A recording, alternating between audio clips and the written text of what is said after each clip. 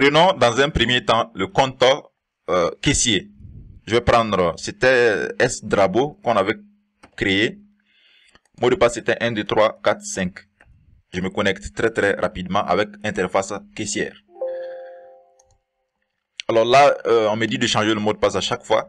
Donc, comme je disais, le caissier pourra vendre, tout simplement, on avait essayé une vente, ici. Voilà. On peut saisir ici, par exemple, Dafani, vendre par paquet si on veut, ajouter sur la facture, ok. Encaisser la vente, le bouton ne se trouve pas à gauche. Ne partez pas chercher là-bas parce qu'on a beaucoup travaillé avec l'accès directeur. Donc, le bouton avec l'interface caissière se trouve en bas, plus ou moins au centre. Encaisser, oui. On va encaisser tout simplement. Tout est pareil, hein. On a vu tout ça. Magnifique. Donc, à livrer, plus tard, à livrer maintenant. On a vu tout ça précédemment. Donc, on peut imprimer les factures aussi, comme de l'autre côté, tout simplement. Maintenant, si on prend le ticket de caisse 80 mm ici, on va voir que le nom qui apparaît dessus, c'est le nom de agent S Drabo, si vous avez vu ici. Donc, je peux agrandir un peu plus pour que vous puissiez voir S Drabo. J'espère que vous voyez, hein, S Drabo, tout simplement. Donc, là, c'est OK, hein, on dit de changer le mot de passe, on va le faire après. Donc, on peut saisir une vente tout simplement. Mais par contre, on ne peut pas gérer le stock. Si vous voyez ici, on n'a pas de stock. Voilà. On n'a pas de stock. On peut créer des articles sans problème. On peut créer un article. Ici, par exemple, dans le menu des articles, on peut venir, voilà, créer un article tout simplement. Voilà, ajouter un article, par exemple. On peut prendre, par exemple, microphone. Microphone Moano. Moano 3060, exemple. Unité de vente, c'est par unité tout simplement. Voilà. Code barre. S'il y a le code barre, on met, sinon on laisse. Niveau d'alerte, on met. Prix de vente unitaire aussi, on peut mettre par exemple 35 000 par exemple. Voilà. Le stock initial est verrouillé, le prix d'achat est verrouillé parce que la caissière et puis le vendeur n'ont pas accès à ces fonctions-là, tout simplement. Date d'expiration aussi, c'est verrouillé. Donc, il suffit d'enregistrer et puis c'est tout. Donc, il faut que ça soit le boss maintenant qui vient pour enregistrer. Si vous voyez ici même, prix d'achat, la section est devenue blanche. La partie est devenue blanche parce que si on voit si on se rappelle sur l'accès directeur, on voit le prix d'achat unitaire apparaître ici, mais ici, ça n'apparaît pas. On peut même essayer de gestion des stocks ici, le raccourci qu'on avait vu là. Si on clique dessus, vous voyez que l'accès est refusé. Voilà. Il peut cliquer sur modifier pour saisir le prix ici, mais il peut pas voir le prix d'achat tout simplement. Parce qu'on sait que pour les commerçants, le prix d'achat est généralement réservé au boss tout simplement. Il peut cliquer sur le bouton afficher, mais toujours le prix d'achat n'apparaît pas. Il peut paramétrer tout ça. Mais il peut pas supprimer par exemple un article. Ça ne marche pas. On dit que vous n'avez pas accès à cette fonction tout simplement. Donc, il peut également, ici, il n'a pas accès aussi à restaurer un article. Alors, il peut voir le stock de la boutique sans problème, mais il ne peut pas ajouter le stock. Impossible. Il ne voit même pas le bouton. Donc, si vous voyez ici, on a rayonnage des articles, par exemple.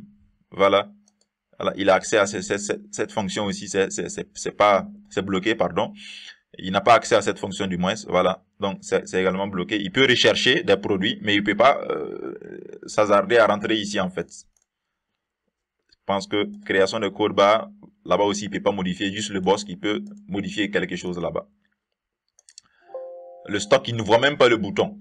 Si c'est ça, il ne voit même pas le bouton. Il peut suivre les livraisons sans problème. Il peut livrer cette facture, par exemple.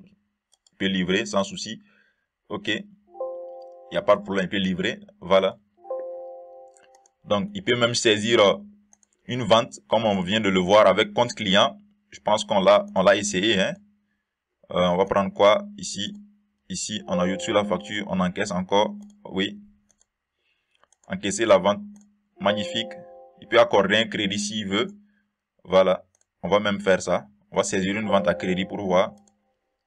Il va pouvoir, par exemple, faire une nouvelle vente. Compte client. On prend quel client maintenant? Sans faux. Réfrigérateur, ajouter sur la facture, oui. Encaisser la vente, oui. Ici, on pourra payer par tranche, sans problème. Ici, on pourra mettre, par exemple, avant 50 000. encaisser, il n'y a pas de problème. Il a ce pouvoir, livrer plus tard, il n'y a pas de problème. Donc, il a pu effectuer la vente à crédit sans problème. Donc, il peut avoir aussi les factures pro forma sans problème. Il peut saisir une nouvelle facture pro forma ici sans problème. Il peut sélectionner ce client par exemple. Bon, ça c'est client ordinaire. On va prendre par exemple ça, Lengani Moussa par exemple. Voilà, saisir une facture pro forma de scanner par exemple 10, 22 de scanner tout simplement, valider sur la facture. Prendre aussi une imprimante, ajouter sur la facture. On va prendre aussi imprimante, papier au rouleau, pardon. On va prendre 10 papiers au rouleau, encaisser, oui. Donc, il peut par exemple ici imprimer la facture pro forma, donner, il n'y a pas de problème. Ça, c'est pas un souci. Il peut même convertir en vente, si modifier, convertir en vente la facture pro forma. Ici, il n'y a pas de problème. On peut convertir ça en facture pro forma, tout simplement ici, encaisser la vente, tout simplement. Et c'est magnifique. Donc ici, il a plus de... Donc c'est des choses qui ont déjà été vues. Donc pourquoi? C'est pourquoi je ne m'attarde pas là-dessus. Gestion des dépenses, il peut saisir les dépenses, mais il ne voit pas le solde de la caisse, tout simplement. Voilà. Il peut décider de décaisser ou pas. Voilà. On peut mettre carburant pour livraison. Voilà. Facture 35. Donc, ici, la quantité, on met 2000 francs de carburant. On va encaisser, tout simplement. Et c'est magnifique. Ça marche. Vous n'avez pas assez accès à cette fonction. Donc, ici, il fait une erreur, par exemple. Il ne peut pas supprimer. Mais le directeur peut supprimer si vous vous rappelez. Donc, on peut quitter ici. Voilà. Crédit et remboursement. Si quelqu'un vient, il veut payer son crédit, il peut venir dans paiement des factures non soldées, tout simplement. Et puis, cliquer sur ça, parce que c'est la caissière. C'est le caissier, tout simplement. Valider le paiement. Magnifique. Et il reste 75 000 maintenant. Donc, crédits divers aussi, c'est un peu pareil. Remboursement des crédits divers, c'est un peu pareil en fait. Voilà, donc c'est le caissier, donc il a ce pouvoir-là. Il peut également faire apparaître le relevé détaillé du client, voilà, pour que ces derniers-là puissent voir leurs détails, tout simplement. Donc, on a un répertoire client, il a accès à ça, il peut créer les clients, tout simplement. Alors, on a aussi le pointage ici. Il peut venir ici, cliquer ici pour se pointer tout simplement. C'est un agent, tout simplement. Mais il n'a pas, maintenant il n'a pas la capacité, par exemple, quand il vient dans pointage là, il n'a pas la capacité de par exemple, faire sortir le rapport, l'historique détaillé, tout simplement. Il n'a pas cette capacité là il n'a pas cette capacité en fait. Il est limité. Il peut juste se pointer et puis bon, c'est tout quoi. Maintenant, il peut aussi créer les articles, on a déjà vu ça, tout simplement. Fermer la caisse, tout simplement. Et tout ce qui est là. Il peut également aller dans compte utilisateur, mais il est plus ou moins limité. Il pourra changer son mot de passe, etc. Mais il ne pourra pas faire plus que ça. On peut essayer d'aller dans compte utilisateur. Hein. Vous allez voir ici, gestion des comptes, par exemple, il n'a pas accès à ça. Créer un nouveau compte. Il peut pas aussi créer un nouveau compte. Il peut tout simplement changer son mot de passe, tout simplement. Donc, c'est tout ce qu'il peut faire comme opération.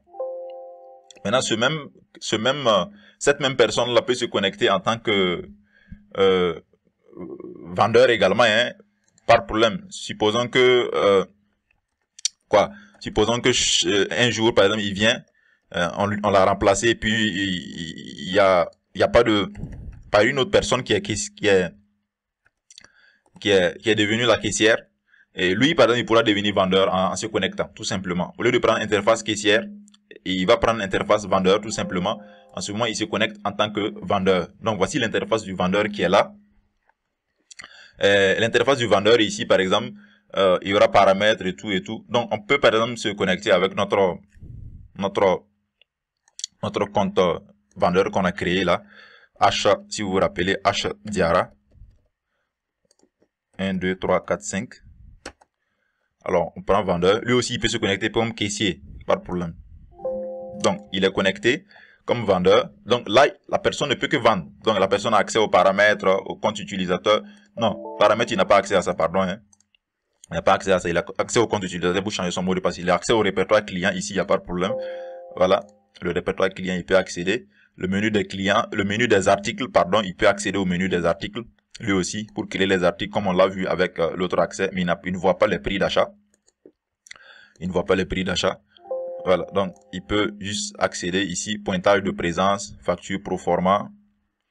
Il peut également créer une facture pro forma ici, sans souci, comme on vient de le créer. Il peut aussi se faire pour pointer tout simplement ici, voilà. Il s'est fait pointer, magnifique, voilà. Donc, voilà, vous voyez un peu. Donc, pour envoyer une commande, il faut juste de cliquer sur nouvelle commande tout simplement. On peut prendre par exemple client ordinaire et puis bon, envoyer la commande tout simplement ici. Vendre par paquet aussi. Voilà, il peut prendre ici, ici ça, tout simplement.